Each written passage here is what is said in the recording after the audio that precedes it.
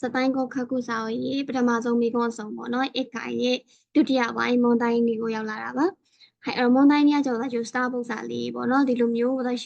စာကြောင်းလုံးမှာ၄ခွက်လုံးလွတ်နေမှာပေါ့နော်၄ခုလုံးလွတ်နေမှာအဲ့၄ခုထဲမှာအောက်က1နဲ့3လေး၄ခုကိုစီပြီးတော့ထည့်ပေးရမှာပေါ့နော်အဲ့တော့ဒီမှာဆိုရင်3ခုမြောက်နေရာမှာ star လေးပါတယ်ဥပမာကျွန်တော်အတိတ်ပဲရှိအောင်စီလိုက်တယ်ဆိုရင်အောက်မှာသွားစီပြထားတယ်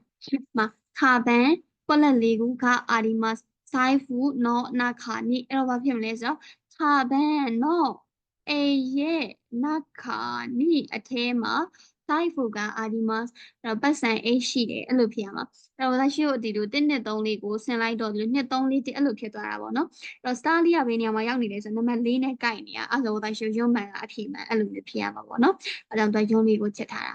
အဲ့သူရှင်းပြထားတာလေဒီမှာနော် star လေးနေရာမှာတဲ့ဟာအီရူမွန်တော်ဝါတူတဲ့စကဝင်လာမယ့်အရာကဘယ်ဟာလဲတဲ့အချင်းဒီဆိုင်ယုံခါတာအချီပန်းအီမွန်တော်ဟီတိုဆိုအဲ့ဒါနဲ့ခုတာဆိုင်၄ခုတွေကနေတစ်ခုကိုရွေးပေးရမယ်ပေါ့နော်